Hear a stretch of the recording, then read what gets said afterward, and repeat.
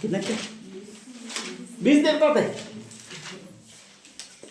क्या बात की, देवता भी सारे ज्यादा हो गए थे इसका मतलब। मैं तो 4-5 थे यूँ जानता हूँ अभी तक। ठीक है, खैर छोड़िएगा, कोई दिक्कत नहीं है, ये होते रहते। देवता और देवियाँ ज्यादा ही आएगी आपके, देवियाँ तो स्पेशली ज्यादा है। ठीक है, हर घर घर में ऐसा लग रहा है अपन को। अगली एक देवी और है, नाम कौन सा भी आपके? शीला देवी। ठीक है, ध्यान रख लीजिएगा। अब ये शीला देवी हो कौन और कहाँ पर इसको पूजा जाता है, एक्चुअल में हुआ क्या था? तो देखो, अपने यहाँ पर फुआ जी थे, अकबर थे, उनके भतीजे थे स्पेशली। फुआ जी कहते थे वो मानसिंह जी थे, जयपुर के राजा मानसिंह जी, उनके फुआ जी है वो अकबर है। ठीक है, अकबर पूरे भारत पर शासन करना चाहता है, तो कहा जाता है कि उन्होंने मानसिंह जी को भेजा।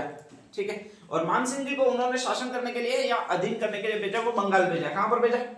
बंगाल। ठीक है, पूरा अगर उधर भारत बनाओगे तो इधर आएगा वो बांग्लादेश जो आएगा, वो उस समय बंगाल कहलाता था। उस बंगाल में पूरे पूरे उस समय हिंदू आबादी थी। 1500 ईस्वी में जब अकबर का शासन था तब वहां पर कोई मुस्लिम नहीं था। ठीक है, आज कंडीशन ये है कि वहां पर कोई हिंदू नहीं है। सारों ने यहाँ तो धर्म परिवर्तन कर लिया, या फिर मार डाले गए, काट डाले गए वगैरह ऐसी चीजें हुई, या फिर सारे कहीं ना कहीं भाग गए, विस्थापित हो गए। ठीक है, ध्यान रख लीजिएगा। तो कहा जाता है कि वहां पर हिंदू राज्य था, और हिंदू राज्य था, वहां का एक राजा था जिसका नाम था केदार राय। कौन सा नाम था? केदार राय। ठीक है, ध्यान रख लीजिएगा। अब नेक्स्ट आगे, आपके यहां से मानसिंह जी आक्रमण करने के लिए गए हुए, आक्रमण करने के लिए गए हुए, तो वहां पर केदार राय शासन कर रहा है। केदार राय अपनी मूल देवी मानता है, मात्र देवी मानता है, वो इस देवी को मानता है। कौन सी देवी को मानता है? शीला देवी। ठीक है, कहा जाता है उन लोगों का बिलीफ मतलब विश्वास बहुत ज्यादा है इन शीला देवी के ऊपर, और जब विश्वास बहुत ज्यादा होता है तो काम आसानी से हो जाते हैं। वहां पर विश्वास बहुत ज्यादा है उसको, और कहा जाता है जब जब भी इस देवी की पूजा करते के लिए वो रण से निकलते, मतलब पूजा करके फिर युद्ध के लिए निकलते, तो हमेशा जीत जाते। वो बंगाल वाले जीत जाते, मतलब केदार राय राजा जीत जाता है। अब यहाँ पर भी यही हुआ कि मानसिंह जैसे ही गया तो वहां पर पूजा पाठ किया गया, पूजा पाठ किया गया तो लोगों में विश्वास ज्यादा आया, और विश्वास ज्यादा आया तो उनको पता लग गया कि अब अपन जीत बनने वाले। पूरे साहस के साथ उन्होंने युद्ध लड़ा।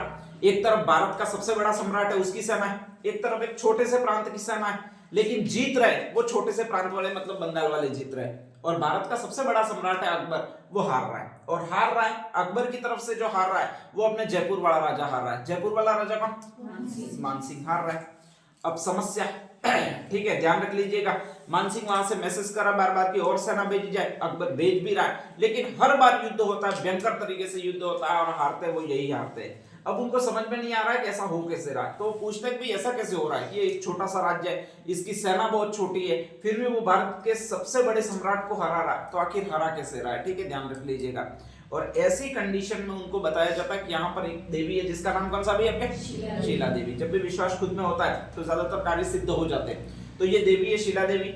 ये आपके स्पेशली इसकी जब जब भी पूजा अर्चना की जाती है तो तब कहा जाता है कि आपके शक्ति का संचार करती है, और इसके बाद ये युद्ध जीत जाते हैं। तो अगर तुम्हें युद्ध जीतना है बंगाल के खिलाफ या केदार राय के खिलाफ, तो इस देवी का बिलीफ यानी विश्वास तोड़ना होगा। अब विश्वास तोड़े कैसे, ये पूछा जाता है। तो पूछा जाता है कि अपने देवी देवता अपवित्र होते हैं। अपवित्र किससे होते हैं? शराब से होते हैं। किससे होते हैं? शराब से। एक काम करो तुम कि वहां पर शराब मिला दो, सारे उनकी शराब अर्पित कर दो, वहां पर शराब के कर्टन बिठवा दो वगैरह कर दो। ठीक है, ध्यान रखिएगा। कुछ पैसे वहां पर दिए गए हिंदुओं को, स्पेशली ध्यान रख लीजिएगा। हिंदुओं एक तो हिंदुओं की मदद नहीं करते, दिक्कत है, कहीं कहीं हराने में मेन भूमिका होती है वो हमारी ही होती है।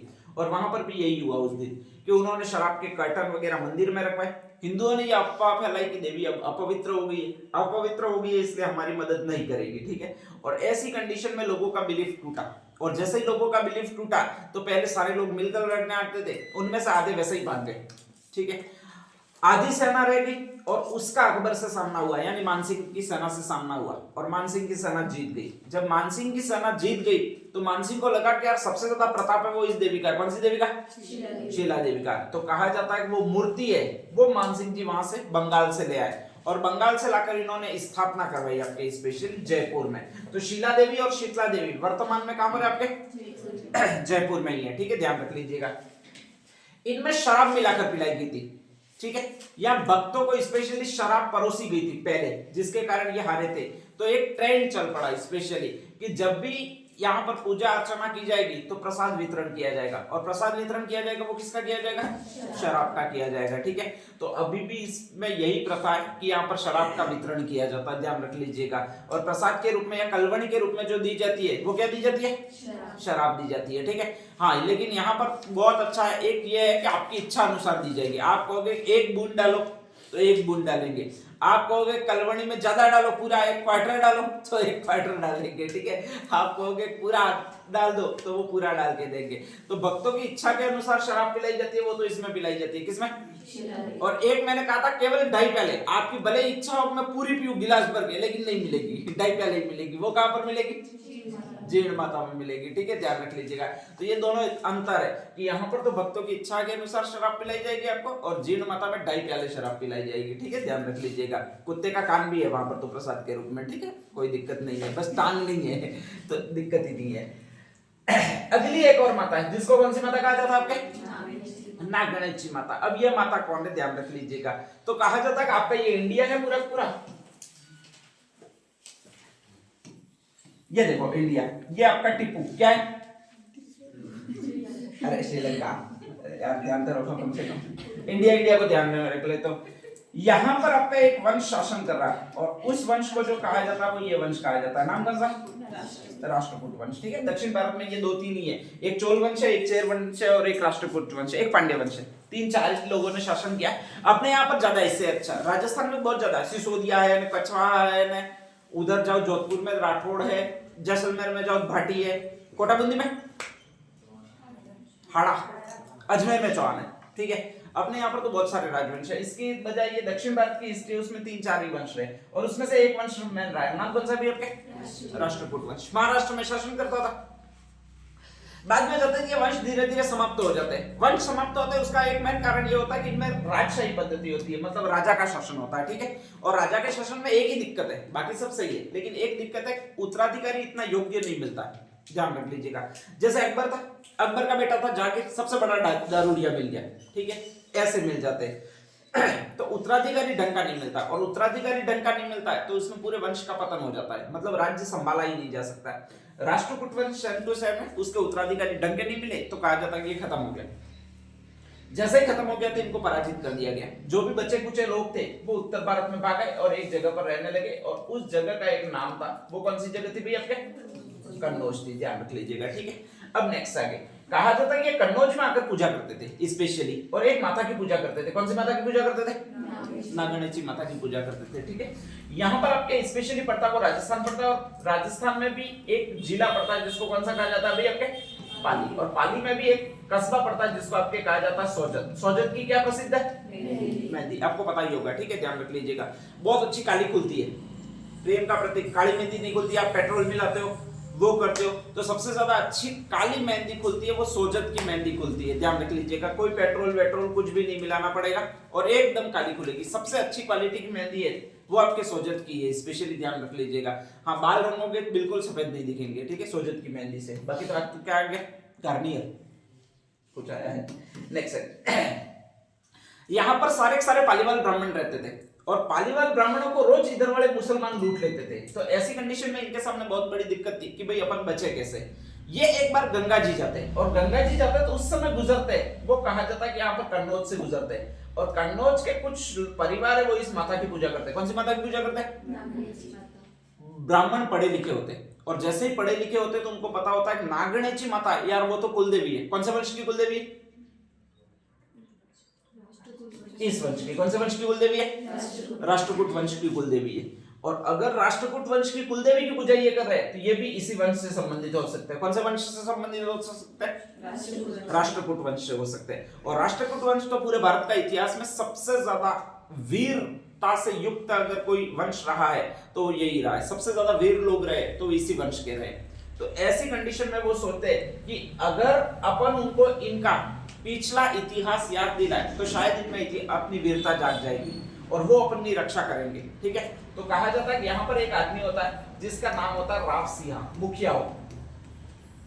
उसको ये बताते हैं कि ये नागणेची माता है, स्पेशली यहाँ पर आपके राष्ट्रकूट वंश है, उसकी कुलदेवी है, तुम पूजा कर रहे हो, इसका मतलब ये कुल देवी तुम्हारी है और तुम राष्ट्रकूट वंश से संबंधित हो। ये वही राष्ट्रकूट वंश है जिसने दक्षिण भारत में 500 सालों तक राज किया है। विश्वास जगाना होता है, ठीक है। अगर विश्वास जाग जाता है तो इंसान कुछ भी कर सकता है, अगर विश्वास नहीं जाग पाता है तो इंसान कुछ नहीं कर पाता है। इसलिए हमेशा खुद पर बिलीफ रखिए, ठीक है। सोचिए कि अपन सरकारी नौकरी लग सकते हैं और बड़ी वाली नौकरी लग सकते हैं, ठीक है। ऐसा सोच के तैयारी मत कीजिए कि अपना कहां होता होगा। चपरासी में भी 25 लाख फॉर्म भरे, उसमें से लेने 52,000 ही है, ठीक है। अपना नंबर 53,000 में आ गया तो ऐसा नहीं सोचना, ध्यान रखिएगा। नहीं तो उल्टे पुल्टे, जब तक बेरोजगार होते हो तब तक उल्टे पुल्टे ख्याल बहुत ज्यादा आते हैं, ध्यान रख लीजिएगा, ठीक है।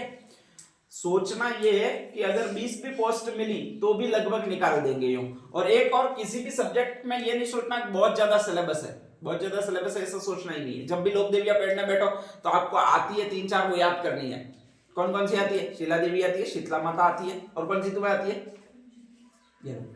बस 2 ही आती है। कल का कोई बात नहीं, 2 ही याद करनी है। और ये मान लेता है कि हमको सारा आता है, ध्यान रख लीजिएगा। लोक देवता 5 है, मैन याद कर दीजिए, बस इतना ही तो है यार। रामदेव जी जैसलमेर में चमत्कार दिखाते हैं, उसको क्या कहते हैं? बस तुम्हें आ गया, समझो। मोहम्मद गजनवी से युद्ध किया था, उसने किसने किया था? तो कैसे, देखो नहीं आता ऐसा थोड़ा है, बहुत अच्छा है। जबकि लोक देवता तुम्हें कभी याद हुए थे क्या? अरे इससे पहले ढंग से लोक देवता ऐसे याद नहीं हुए होंगे, ठीक है। ऐसे लोक देवियां भी याद नहीं हुई होगी, तो इसका मतलब आ जाता है, ऐसा सोचना है, ठीक है। नहीं तो फिर दिक्कत है कि यार ये भी पढ़ना बाकी है, ये भी पढ़ना बाकी है, एग्जाम आ गया, सब पढ़ना बाकी है, यूं होगा तो धड़कन तेज होगी। तो ऐसी कंडीशन में ऐसा नहीं करना। इनको याद दिलाया मैं अभी, याद दिलाया कि तुम राष्ट्रकूट वंश के हो और तुम तो राजा बनने के लिए जन्मे हो स्पेशली। राजशाही तो तुम्हारे खून में है, ठीक है। ऐसे ऐसे करके उनमें ऊर्जा भरी, वो पालीवाल के ब्राह्मणों ने भरी। इसको वास्तव में लगा, किसको लगा भाई? आपके रावसिया कि साला राजवंशी का खून तो मेरे भीतर ही है, ठीक है।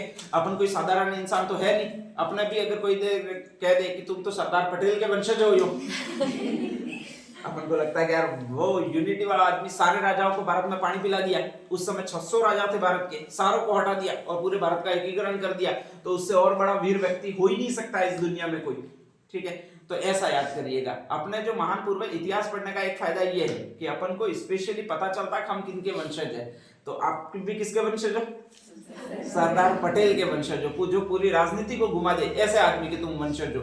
जो राजतंत्र को लोकतंत्र में कन्वर्ट कर दे, ऐसे के तुम वंशज हो। ध्यान रख लीजिएगा। राव सिंह को अचानक याद आया, और राव सिंह को जैसे ही अचानक याद आया तो कहा कि मैं राजा बनूंगा। यहां से लोगों को लेकर चला, अपने बेटे को भी लेकर चला, ठीक है। इन पाली वालों ने यहाँ पर बाड़मेर में लाकर, कहा जाता है कि इनको इधर बाड़मेर आता है, तो बाड़मेर में एक नगाना गांव था, वहां पर इनको वापस बसाया, ठीक है। और उसी नगाना गांव में इसका पुत्र था जिसका नाम था राव दुहड़। राव सिंह का बेटा राव दुहड़ वो मूर्ति को लेकर आया। राव सिंह तो राजा घोड़े पर बैठकर आएगा, तो ये घोड़े पर बैठ कर गए। नगाना गांव में इनको बसाया गया और वहीं पर इसकी मूर्ति स्थापित की गई। किसकी मूर्ति स्थापित की गई? नागणीची माता की। वहां पर पूजा पाठ की। फिर पालीवाल ब्राह्मण जहां पर रहते हैं, मैंने कस्बा बताया था, कौन सा कस्बा बताया था भैया आपके? सोजत में गए, वहां पर राज किया, वहां से टैक्स वगैरह संग्रहित किया, धीरे धीरे सेना का निर्माण किया और अपनी सेना बड़ी कर दी, ठीक है। ध्यान रख लीजिएगा। सेना को बड़ी करने के बाद उन्होंने, कहा जाता है, मंडोर पर आक्रमण किया और फिर नेक्स्ट आपके एक प्रदेश छीन लिया। कौन सा प्रदेश छीन लिया आपके? जोधपुर, ठीक है, यानी मारवाड़। और मारवाड़ में राठौड़ वंश की इन लोगों ने स्थापना कर दी। साला मारवाड़ में राठौड़ वंश की स्थापना की, लेकिन देवी को भूल गए। कौन से गांव में भूल गए? बाड़मेर में। बाड़मेर में भी गांव कौन सा बताया? नगाना गांव में भूल गए, ठीक है। कालांतर में कहा जाता है कि वहां पर सब कुछ हो गया। इसके बाद इनको याद आया कि अपनी कुलदेवी कहां रह गई, ठीक है, ध्यान रखिएगा। तो कुलदेवी अपनी तरह तो ये है, अपनी कुलदेवी कहां रह गई करके ढूंढने नहीं निकलता। कहा जाता है कुलदेवी ढूंढने निकले, कुलदेवी बैठी हुई थी, वो इस गांव में बैठी हुई थी, नगाना गांव में बैठी हुई थी, ठीक है। तो यहां से कहा जाता है कि इस माता को ले गए और फिर सेकंड मंदिर इसका स्थापित करवाया, वो जोधपुर में करवाया, ठीक है। तो नागणेची जो कुलदेवी है वो आपके इसी वंश की है। स्पेशली कौन सा वंश की है भाई? आपके राठौड़ वंश की है, ध्यान रखिएगा। एक मंदिर तो मैंने वो बाड़मेर के नगाना गांव में, दूसरा मंदिर है वो जोधपुर में, ठीक है, ध्यान रख लीजिएगा। इन्हें फिर नीम इनके हाथ में, तो इसलिए इनको नीम की, ये 2-3 देवियां जो इनको नीम की देवी मैंने कहा था। एक तो शायद जैन माता को कहा, एक शीतला माता जो स्वच्छता की देवी है उसको कहा, और एक तीसरी ये है, कौन सी है भाई आपके? नागणेची माता है। इसका मेन मंदिर बताया वो राव दुआ के पुत्र राव सिंहा के पुत्र दुहड़ ने बनवाया था और बाड़मेर में इसकी स्थापना की है। स्पेशली कौन से वंश की कुलदेवी मानी जाती है ये आपके राष्ट्रकूट वंश की कुलदेवी मानी जाती है। ठीक है, ध्यान रख लीजिएगा। तो ये आपकी एक कुलदेवी और याद रखनी है जिसको आपके नागणेची माता कहते हैं। इसी को राष्ट्रकूट वाले चक्रेश्वरी माता भी कहते थे। ठीक है, खैर अपन को नागणेची माता इतना याद रखना है। तो ये दो एक बार लिख दीजिएगा, शीला देवी और नागणेची माता।